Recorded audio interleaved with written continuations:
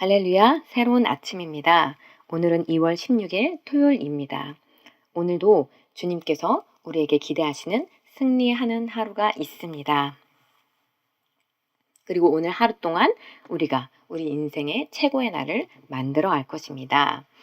오늘 우리가 함께 나누는 말씀의 제목은 믿음을 섞은 말씀이라는 제목입니다. 야고보서 1장 22절 말씀을 읽겠습니다. 너희는 말씀을 행하는 자가 되고 듣기만 하여 자신을 속이는 자가 되지 말라. 믿음은 말씀대로 행동하는 것입니다.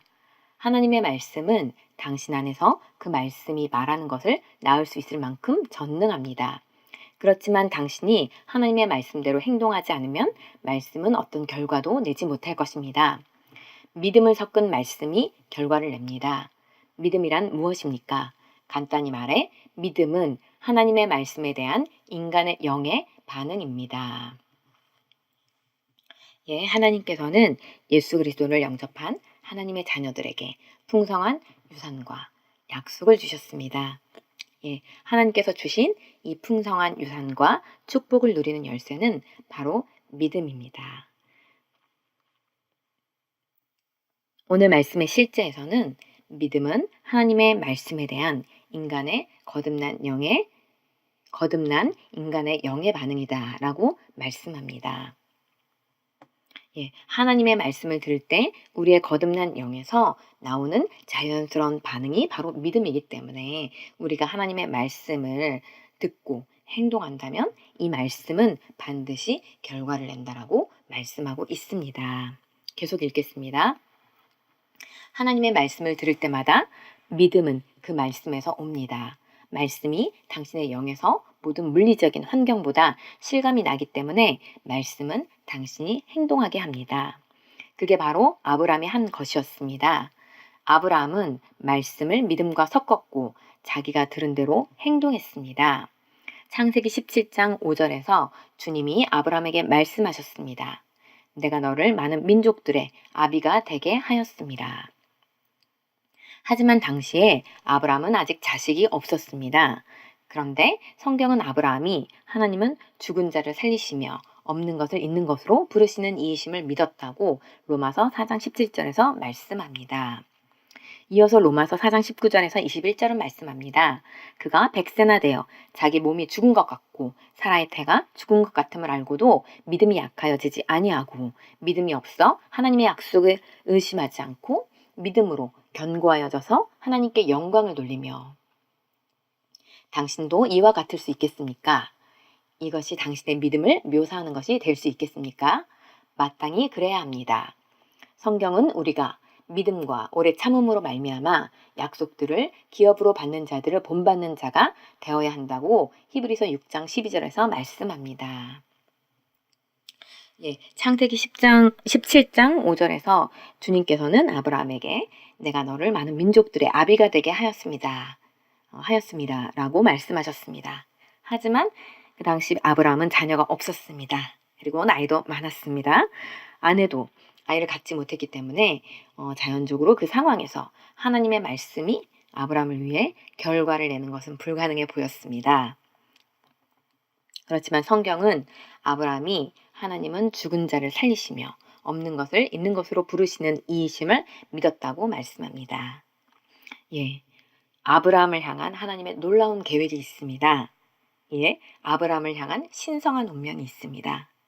그리고 그 신성한 운명을 선택하고 믿음으로 행동하여 지금은 우리에게 믿음의 조상이라고 칭찬받는 그 아브라함을 하나님은 말씀을 통해 소개하고 계십니다. 아브라함은 새 이름을 받아들였고 또 사람들에게 자신을 아브라함이라고 여러 민족의 아버지라고 소개하기 시작했습니다. 마음으로 믿고 있는 것을 입으로 고백하고 믿음으로 행동할 때 우리는 우리의 믿음이 역사하도록 풀어놓는 것입니다. 이렇게 아브라함은 말씀을 믿음과 섞었고 자기가 들은 대로 행동했습니다. 또 로마서 4장 19절에서 21절 말씀에서 아브라함은 불가능해 보이는 상황에서 믿음이 약해지지 않았고 또 말씀에 하나님의 약속의 말씀을 의심하지 않았고 또 믿음으로 견고해져서 하나님께 영광을 돌렸다고 말씀합니다.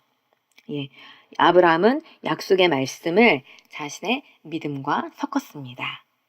예, 어떻게 하나님의 말씀을 자신의 믿음과 섞을 수 있을까요? 예, 우리는 하나님의 말씀을 묵상함으로 우리는 말씀을 우리의 믿음과 섞을 수 있습니다. 그렇다면 하나님의 말씀을 어떻게 묵상할까요? 예, 첫 번째로는 하나님의 약속의 말씀을 곰곰이 생각하는 것입니다.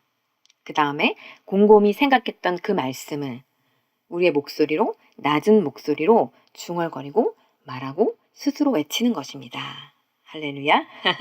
혹시 여러분께서 아브라함과 같은 어려움을 만나셨다면 오늘 이 말씀을 기억하시기 바랍니다. 오늘 우리가 마음으로 믿고 있는 이 말씀을 우리가 입으로 고백하고 행동한다면 우리의 믿음은 우리가 속한 세상에서 역사할 것입니다. 우리의 믿음은 우리가 속한 세상에 풀어놓아져서 말씀이 말하고 있는 그 믿음의 결과를 창출해낼 것입니다. 할렐루야. 그리고 히브리서 6장 12절의 말씀에서는 믿음과 오래 참음으로 말미암아 약속들을 기업으로 받는 자들을 본받으라고 말씀합니다.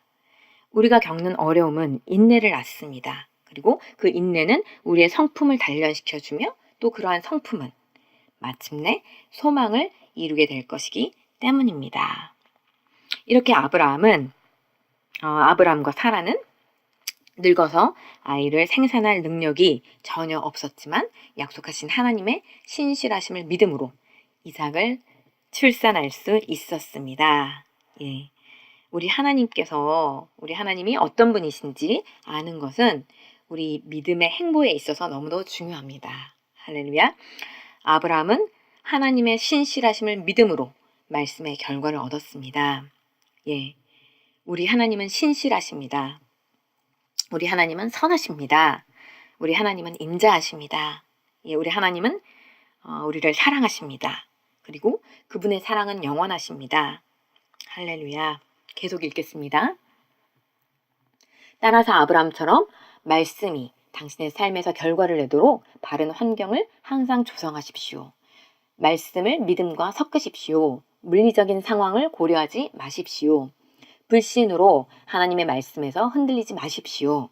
그렇습니다. 하나님의 말씀은 절대 실패하지 않지만 하나님의 말씀이 삶에 미치는 효과는 말씀에 대한 당신의 반응에 달려 있습니다. 그러므로 스스로 하나님의 말씀을 확신하고 말씀을 행하는 자가 되십시오. 그러면 진보와 승리와 성공은 확연히 드러날 뿐만 아니라 꾸준히 이루어질 것입니다. 아멘. 예.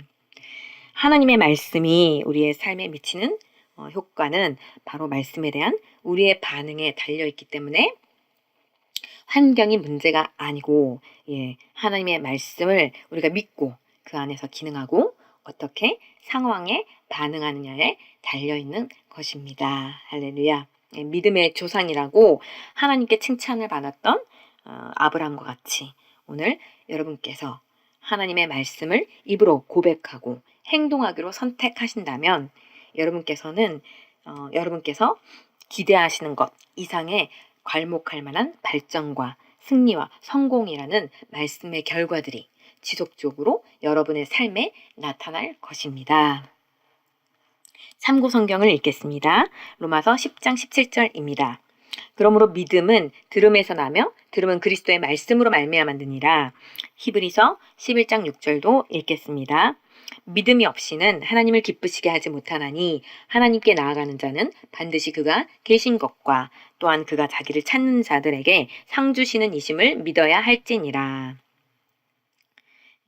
하나님께서 우리의 믿음의 삶을 기뻐하시는 이유는 믿음이 바로 승리하는 열쇠이기 때문입니다. 고백하겠습니다. 환경이나 반대되는 상황과 상관없이 나는 언제 어느 때든지 믿음의 길을 택합니다. 나는 말씀의 근거에서 내가 하나님께서 말씀하시는 그런 자이며 하나님께서 말씀하시는 것을 가지고 있고 하나님께서 말씀하시는 모든 것을 할 수 있다고 확신합니다. 나의 믿음은 오늘 그리고 항상 세력을 얻습니다. 할렐루야. 예수 그리스도의 속량으로 말미암아 하나님께서 그분의 자녀들에게 주신 모든 축복들을 오늘도 믿음으로 찾아 누리시는 여러분 모두 되시기를 예수의 이름으로 축복합니다.